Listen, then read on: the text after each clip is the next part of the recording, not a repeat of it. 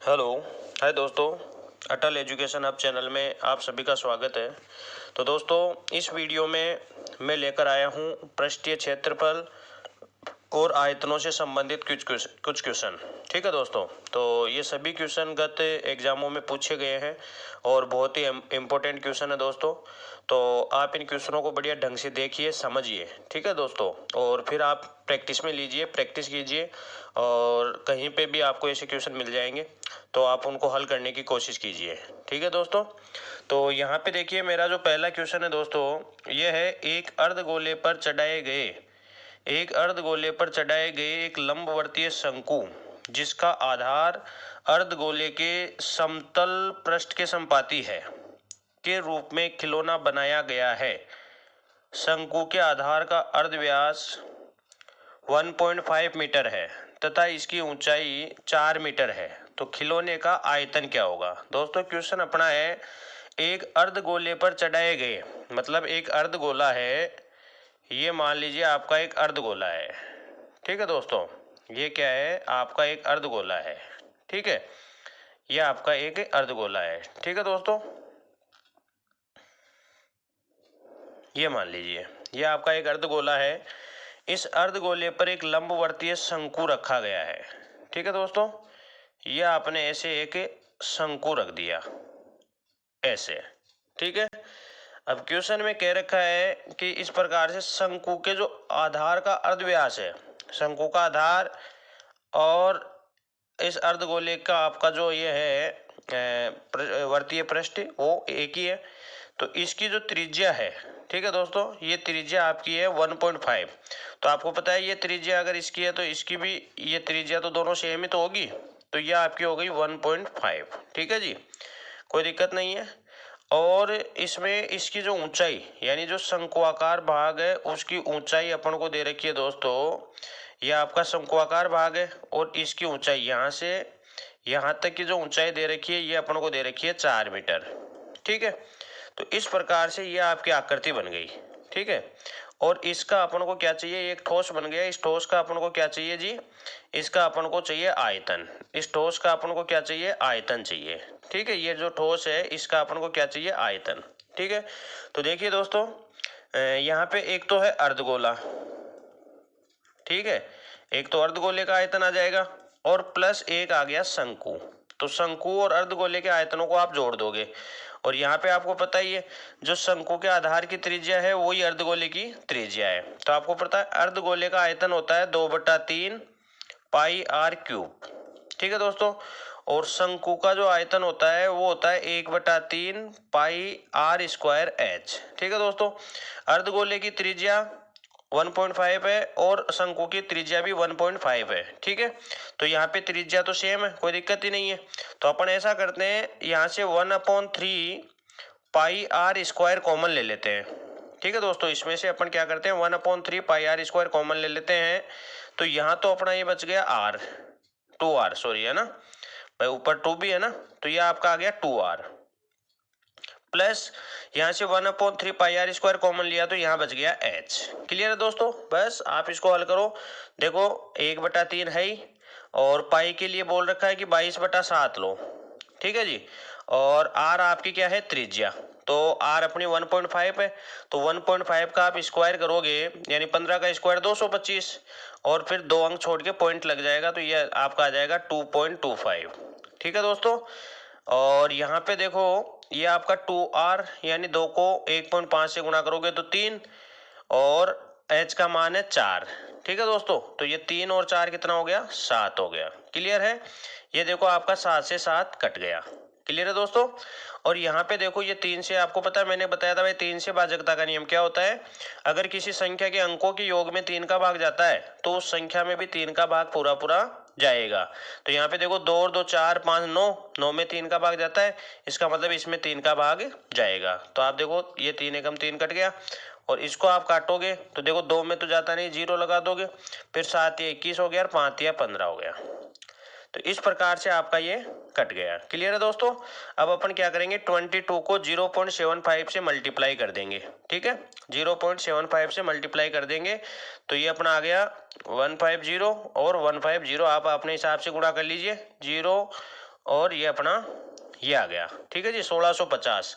लेकिन यहाँ पे देखो पॉइंट के बाद में 2 अंक है, तो इसमें भी पॉइंट के बाद में 2 अंक हो जाएंगे, यानी अपना उत्तर हो जाएगा दोस्तों 16.50 मीटर में है इसलिए, और आयतन निकाला है तो मीटर क्यूब। ठीक है दोस्तों, ये उस खिलौने का आयतन हो गया। ठीक है, खिलौने का आयतन हो गया 16.50 घन मीटर। ठीक है, घन मीटर मीटर क्यूब। ठीक है दोस्तों, कोई दिक्कत नहीं है। तो इस प्रकार से देखो, पहले तो आप क्या करोगे, क्वेश्चन को ढंग से पढ़ोगे और क्वेश्चन में जो इन्फॉर्मेशन दी गई है उसको आप एक चित्र के रूप में, एक आकृति के रूप में लोगे और फिर उसको समझकर आप आयतन निकाल लोगे, क्वेश्चन को हल कर लोगे। क्लियर है? क्वेश्चन में दे रखा था कि एक अर्धगोला है, ये देखो मैंने अर्धगोला बना दिया, इस पर एक लंबवर्तीय शंकु है, तो ये मैंने देखो लंबवर्तीय शंकु बना दिया। ये दोनों के ये जो पृष्ठ है वो समपाती हो गए। ये खिलौना है, शंकु के आधार का अर्धव्यास, ये शंकु के आधार का अर्धव्यास 1.5 हुआ, तो दोनों का अर्धव्यास सेम है। अर्धव्यास मतलब त्रिज्या। ठीक है, तो ये कर दिया। इसकी ऊंचाई 4 मीटर है, ये शंकु की ऊंचाई अपनी 4 मीटर हो गई।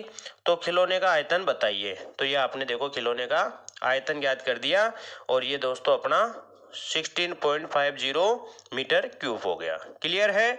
कोई दिक्कत हो तो आप कमेंट करें, ठीक है, मैं उसको और सोल्व करके आप लोगों को वीडियो बनाकर सेंड कर दूंगा। ठीक है दोस्तों, तो आप इसको बढ़िया ढंग से देखिए, समझिए। क्लियर हो गया? ये अर्धगोला था और ये शंकु था, दोनों के आयतनों को अपन ने यहाँ पे लिख दिया। अर्धगोले का आयतन 2/3 पाई आर क्यूब होता है, शंकु का आयतन 1/3 पाई आर स्क्वायर एच होता है। यहाँ पे दोनों की त्रिज्या सेम है, इसलिए अपन ने दोनों को आर को इक्वली माना है। ठीक है, और इसीलिए अपन ने क्या किया, कॉमन ले लिया है, और कॉमन लेके आपने हल किया तो ये आपका उत्तर आ गया। क्लियर है दोस्तों? ठीक है, आगे चलते हैं। 2 नंबर का मेरा क्वेश्चन है दोस्तों, एक लंबवर्तीय बेलन का आयतन उस लंबवर्तीय शंकु के आयतन के बराबर है जिसकी ऊंचाई 108 सेंटीमीटर है और आधार का व्यास 30 सेंटीमीटर है। यदि बेलन की ऊंचाई 9 सेंटीमीटर है तो उसके आधार का व्यास बताओ। दोस्तों यहाँ पे देखो आपको क्या दिया है, बेलन का आयतन, मैंने कहा था ना बेलन का आयतन है, और आपको शंकु, लंबवर्तीय शंकु है उसका आयतन बराबर दिया है, शंकु का आयतन। ठीक है दोस्तों, एक तो बेलन का आयतन और शंकु का आयतन। ठीक है, और इसमें देखो ऊंचाई ऊंचाई कोई भी इक्वल तो है नहीं, तो यहाँ पे देखो ये तो होता है अपना पाई आर स्क्वायर एच। ठीक है, और ये होता है 1/3 पाई आर स्क्वायर एच। ठीक है दोस्तों, यहाँ पे ये इक्वल नहीं है इसलिए अपन इनको काट नहीं सकते, तो यहाँ पे तो आप इनका मान ही रख दो। पाई से पाई को जरूर काट सकते हो, पाई से पाई को काट सकते हो क्योंकि इसका मान सेम ही होता है। तो यहाँ पे देखो आप ये बेलन, तो बेलन की त्रिज्या कितनी है जी, बेलन की अपन को देखो क्या है, यदि बेलन की ऊंचाई 9 सेंटीमीटर है, ठीक है, तो उसका आधार का व्यास बताओ, मतलब अपन को त्रिज्या तो चाहिए, तो यह तो अपन को चाहिए, और ऊंचाई इसमें अपन को दे रखी है 9 सेंटीमीटर। क्लियर है जी? और यहाँ पे देखो ये हो गया अपना 1/3, और इसकी त्रिज्या, आधार का व्यास 15 है।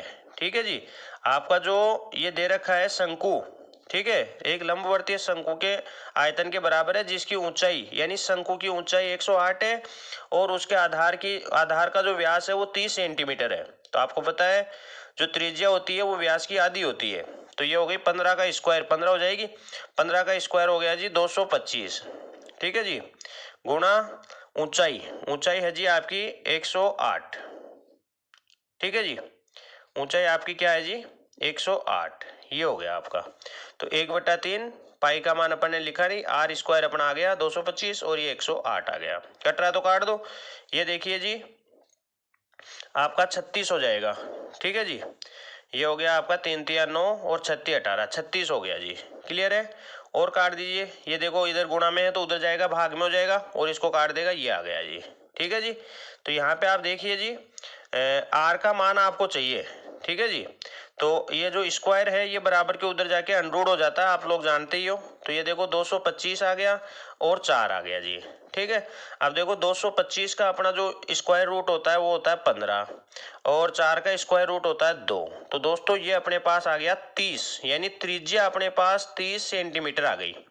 ठीक है, मतलब जो बेलन आपका है उस बेलन के आधार की त्रिज्या अपने पास आ गई 30, लेकिन अपन को क्या चाहिए, आधार का व्यास, तो आपको व्यास चाहिए। तो व्यास क्या होता है, व्यास आपका त्रिज्या का 2 गुना होता है। ठीक है, तो त्रिज्या अगर 30 है तो व्यास आपका 60 सेंटीमीटर हो जाएगा।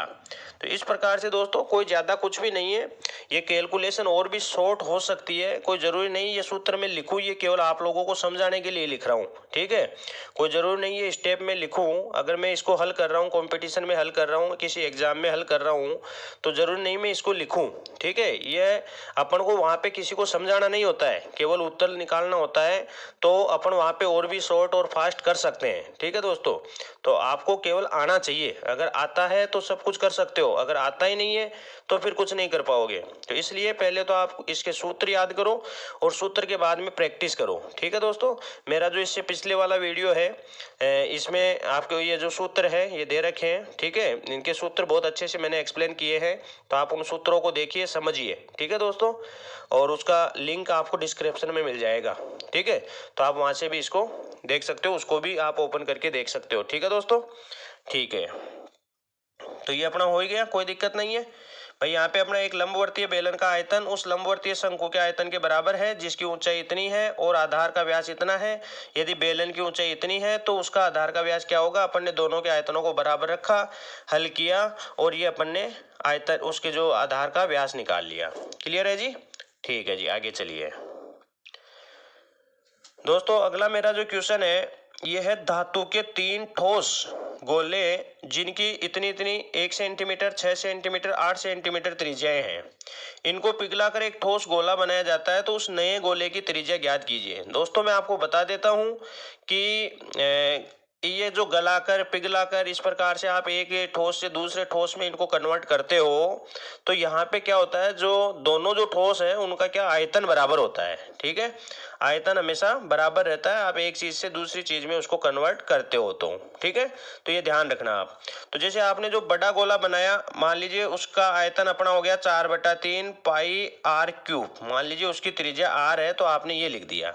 ठीक है, और ये मान लो अपनी R1 है, तो ये हो गया 4/3 पाई R1 का क्यूब, और ये मान लीजिए आपकी R2 है, तो ये हो गया 4/3 पाई R2 का क्यूब।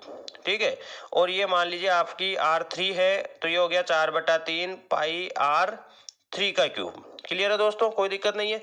तो ये तीनों मिलकर इसका निर्माण कर रही है, इसका मतलब ये बराबर हो जाएंगे। ठीक है, तो यहाँ से आप देख सकते हैं, इसको इजी बना सकते हैं दोस्तों। तो जैसे मान लीजिए ये अपना 4/3 पाई आर क्यूब है ही। ठीक है, यहाँ पे आप देखो 4/3 पाई को कॉमन ले सकते हैं, और ये R1 का क्यूब, R2 का क्यूब और R3 का क्यूब हो जाएगा दोस्तों। ठीक है, और यहाँ से देखो 4/3 पाई को 4/3 पाई से काट सकते हो, और ये आपका देखो उत्तर आ गया फटाफट। ठीक है दोस्तों, तो बहुत ही इजी जी क्वेश्चन, ये सभी क्वेश्चन आए हुए हैं दोस्तों एग्जामों में, ध्यान रखिएगा आप। ठीक है, तो अब देखो R1 का मान 1 है, तो 1 का क्यूब 1 हो गया। R2 का मान 6 है, तो 6 का क्यूब आपका 216 हो गया। और R3 का मान 8 है, तो 8 का क्यूब आपका 512 हो गया। ठीक है दोस्तों, तो ये देखिए आपका आगे क्या हो रहा है, ये आर क्यूब हो गया, और ये दोस्तों इनको अपन जोड़ते हैं, तो ये अपना हो गया दोस्तों 729। अब आपको पता है 729 किसका क्यूब होता है, 9 का। ठीक है दोस्तों, तो आर बराबर अपना आ गया 9 सेंटीमीटर। तो ये लो आपका जो नया गोला आपने जो बनाया था मिलाकर इन तीनों को, उसकी त्रिज्या आपकी 9 सेंटीमीटर हो जाएगी। ठीक है दोस्तों, तो इस प्रकार से आप इन क्वेश्चनों को देखो आराम से कर लोगे कि आपको कहीं पे कोई दिक्कत नहीं आएगी। क्लियर है दोस्तों, कोई दिक्कत हो तो बता दीजिए। क्लियर है भाई, आपने क्या किया, इन तीनों गोलों को मिलाकर ये बड़ी गोली बनाई थी। ठीक है, और इसकी त्रिज्या आपसे पूछी थी, तो आपने देखो तीनों को जोड़कर इसके बराबर रखा और ऐसे हल कर लिया। ठीक है, तो इस प्रकार से आप इनको आराम से हल कर सकते हो, कोई दिक्कत नहीं है, आपको सूत्र याद होने ही चाहिए। और मैं कह रहा हूं मेरा जो वीडियो है वो आप देखो, उससे मतलब पूरी तरह से आपके बढ़िया अच्छे से समझ में आ जाएगा, कोई दिक्कत नहीं है। ठीक है दोस्तों, चलिए अगला क्वेश्चन अपना है, दोनों सिरों से खुली हुई एक बेलनाकार नली धातु की बनी हुई है दोस्तों, खोखला बेलन। ठीक है, बेलनाकार नली यानी आपका खोखला बेलन हो गया, और इस नली का आंतरिक व्यास दे रखा है अपन को दोस्तों। जैसे मान लीजिए ये अपना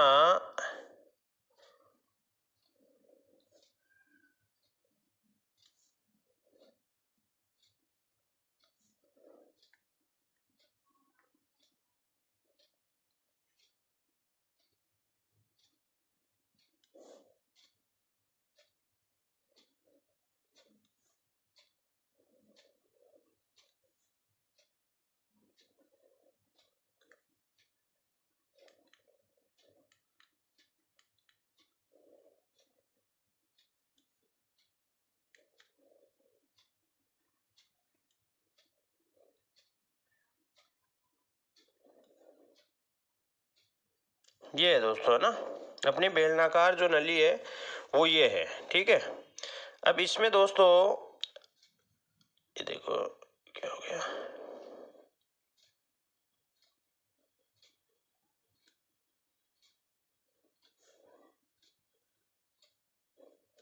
ठीक है दोस्तों। अब इसमें अपन को दे रखा है, एक तो देखो आंतरिक व्यास। ओके, तो इस नली, देखो दोस्तों दोनों सिरों से खुली एक बेलनाकार नली धातु की बनी है। इस नली का आंतरिक व्यास दोस्तों, आपको आंतरिक व्यास दे रखा है 11.2। ठीक है दोस्तों, आपको आंतरिक व्यास, ठीक है दोस्तों, ये आपको दे रखा है 11.2। तो अगर मान लो मैं आंतरिक त्रिज्या को अगर R1 दे दूं तो ये आपकी इसकी आधी हो जाएगी, तो 11.2 डिवाइड बाई 2। ठीक है दोस्तों, तो ये आपकी दोस्तों कितनी हो जाएगी, ये आपकी देखो हो जाएगी 5.75। ठीक है भाई, ये अपना देखो कितना हो गया, 11.5 का आधा अपना हो गया 5.75, ये होगा। तो यहाँ पे आप देख लो,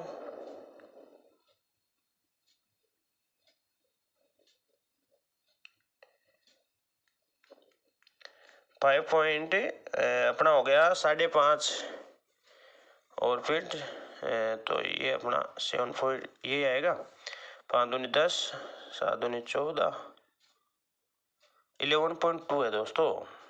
ठीक है, तो ये देख लो, कोई दिक्कत नहीं है ना। तो ये आ गया 5 आ गया, फिर अपने पास दोस्तों 5 दूनी 10 हुआ, एक बचा, और ये आ गया आपका 5.6 सेंटीमीटर। ओके, ठीक है दोस्तों, तो ये अपनी R1 आ गई, और इसकी मोटाई देखो कितनी है 0.4। तो R2 का मान यानी बाहरी त्रिज्या, तो बाहरी त्रिज्या में आप इसको जोड़ दोगे, तो ये अपना देखो कितना हो जाएगा 6 सेंटीमीटर हो जाएगा।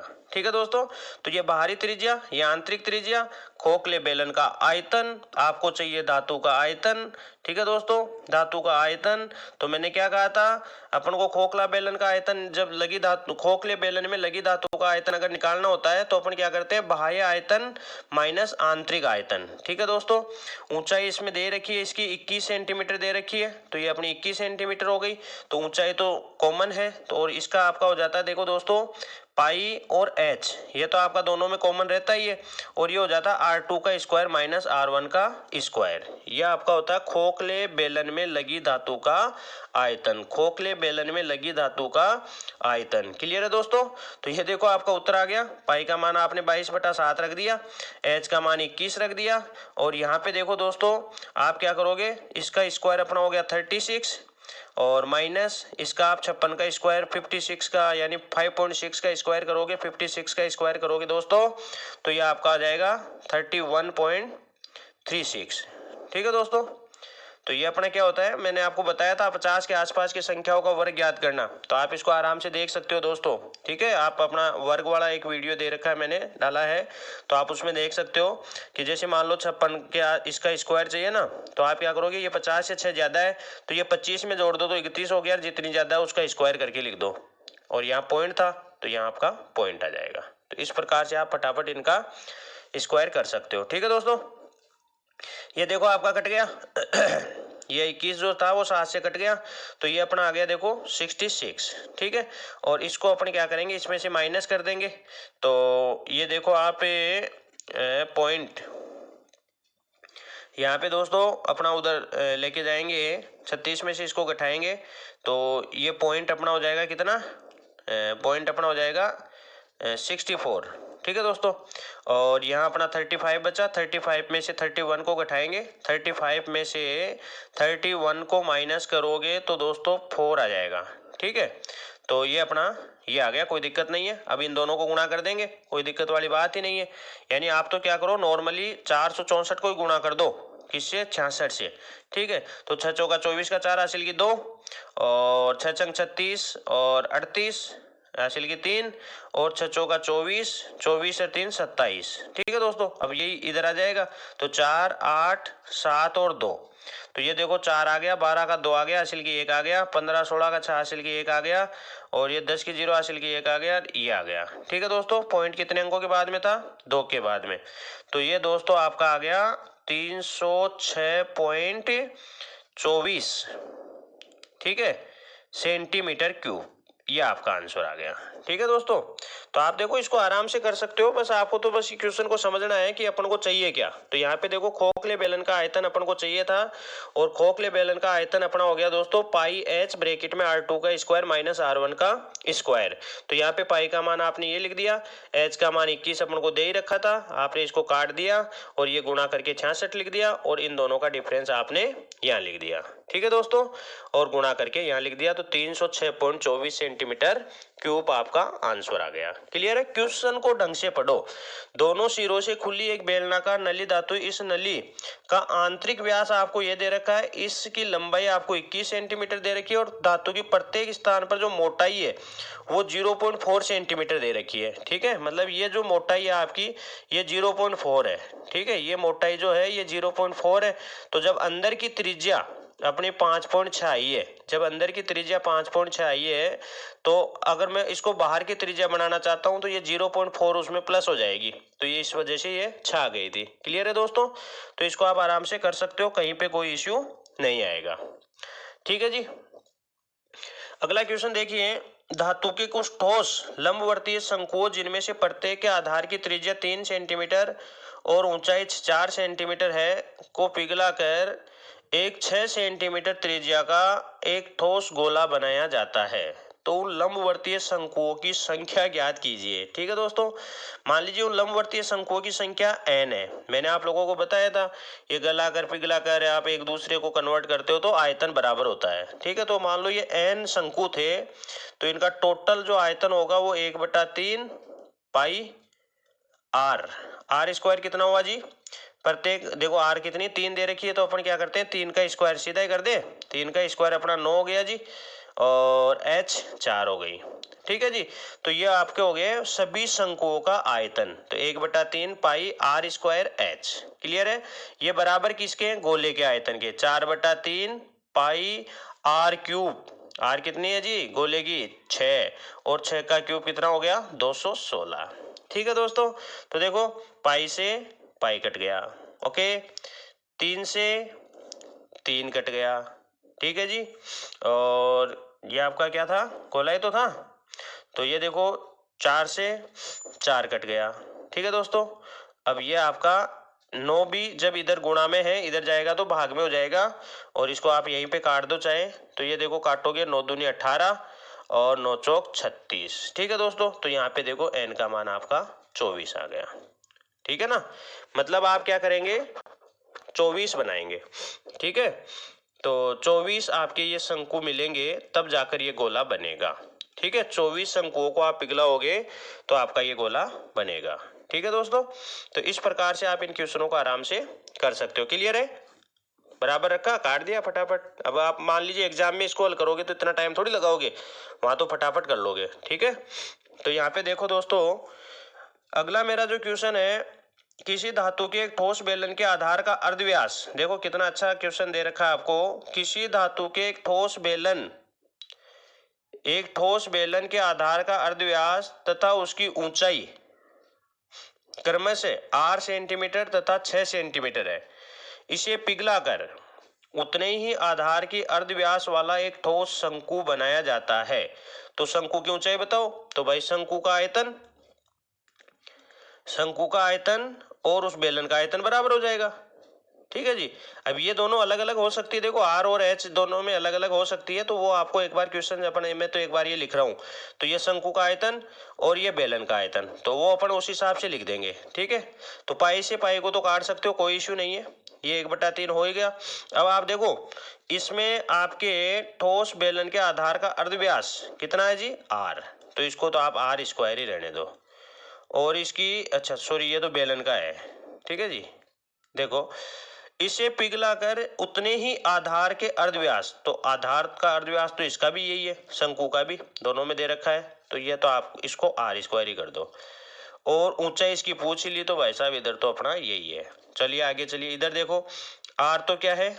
r ही है त्रिज्या तो, और ऊंचाई आपकी कितनी है जी?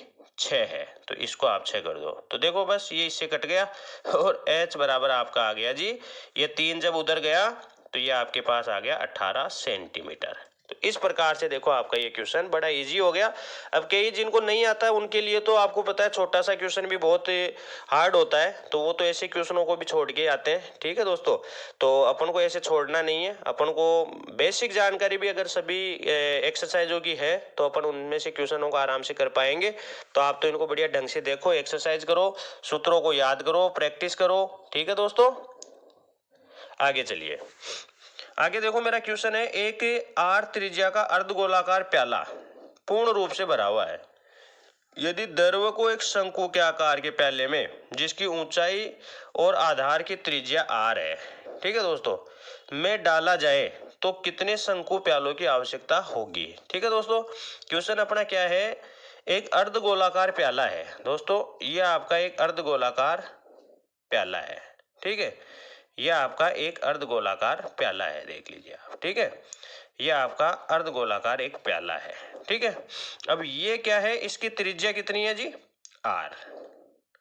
ठीक है, ये आपका पूरा भरा हुआ है। ठीक है, आप इसको क्या डालते हो, एक शंकु में डालते हो। ठीक है, और वो शंकु कैसा है, देखो इसमें दे रखा है उसकी ऊंचाई और आधार की त्रिज्या आर ही है भाई साहब।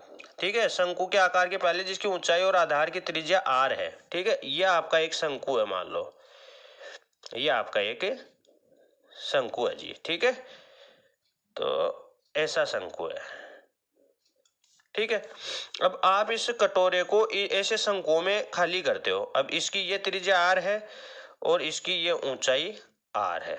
ठीक है, तो ऐसे शंकुओं में खाली करते हो, तो ऐसे कितने शंकुओं की आवश्यकता आपको होगी। ये क्वेश्चन में कहा गया है कि इस अर्धगोले प्याले को खाली करने के लिए कितने शंकुओं की आवश्यकता होगी, कितने शंकुआकार प्यालों की आवश्यकता होगी। ठीक है, तो अपन तो ऐसे ही कर लेते हैं भाई, 2 गुणा शंकु का वो n गुणा शंकु का आयतन। अब शंकु का आयतन अपना 1/3 पाई, अब इसकी तो r और h दोनों सेम ही है, आर स्क्वायर, और ये भी r।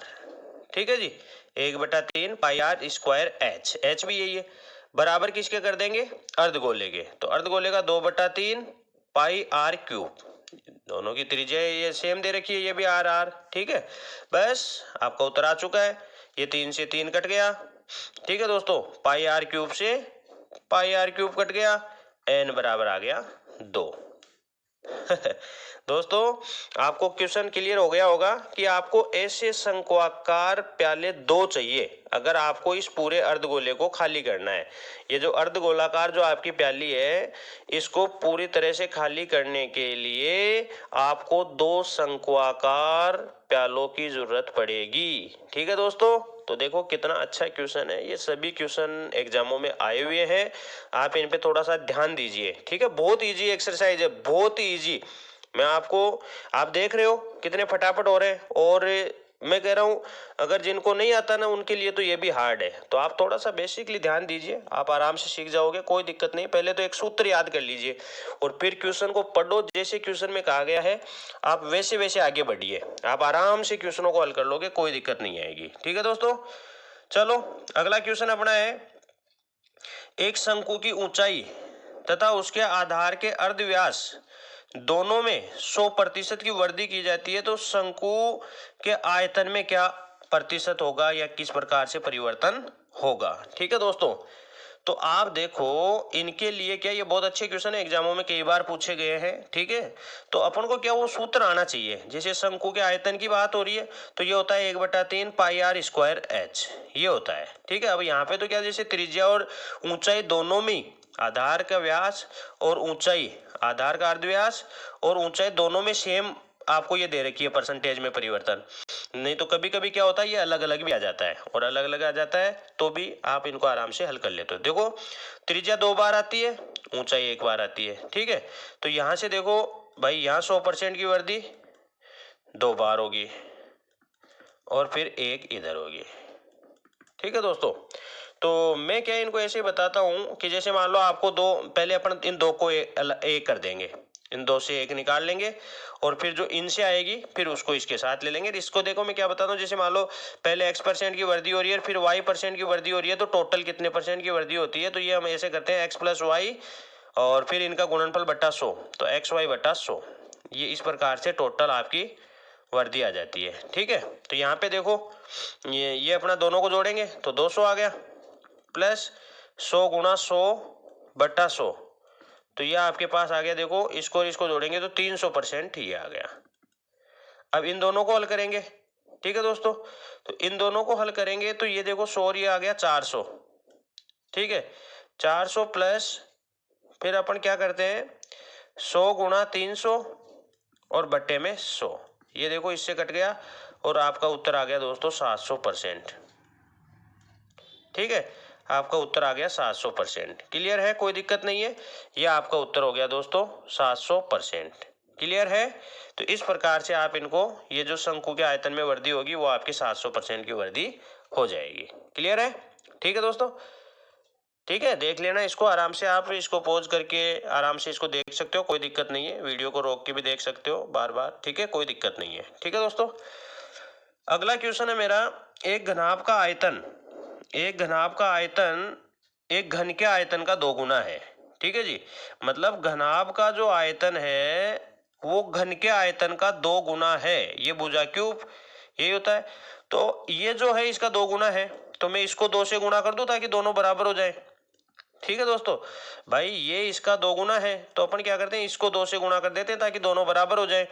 ठीक है, अब अपन को पूछा है कि घन का पृष्ठीय क्षेत्रफल क्या होगा, और आपको पता है घन का पृष्ठीय क्षेत्रफल होता है 6 गुणा भुजा स्क्वायर। ठीक है, तो इसके लिए अपन को भुजा की आवश्यकता होगी, तो भुजा अपन को यहाँ से मिलेगी। ठीक है, और फिर अपन निकाल लेंगे। तो देखो ये अपना हो गया 2a³ और LBH, ये भुजाएं आपको दे रखी है 9 × 8 × 6, ये आपकी विमाएं दे रखी है। तो आप यहाँ से देखो इसको काटोगे, किसी को भी आप, इसने जैसे मान लो आपने इसको काट दिया। ठीक है जी, अब आप देखिए a का क्यूब, ये इधर कितना हो गया जी 9 8 72, यानी 216 हो गया। ठीक है, 9 8 72, 72 को 3 से गुणा किया तो 216 हो गया। तो दोस्तों यहाँ से देखो एक का मान अपना आ गया 6।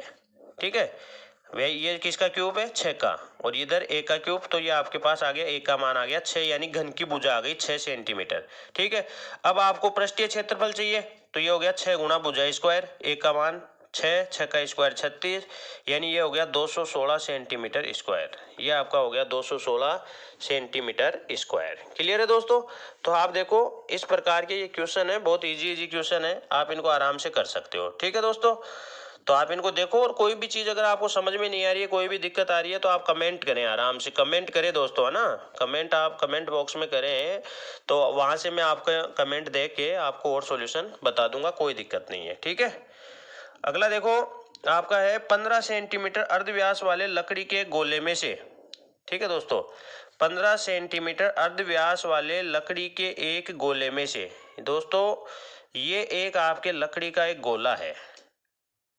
ठीक है दोस्तों, ये एक लकड़ी का गोला है जिसका अर्धव्यास आपका है 15 सेंटीमीटर।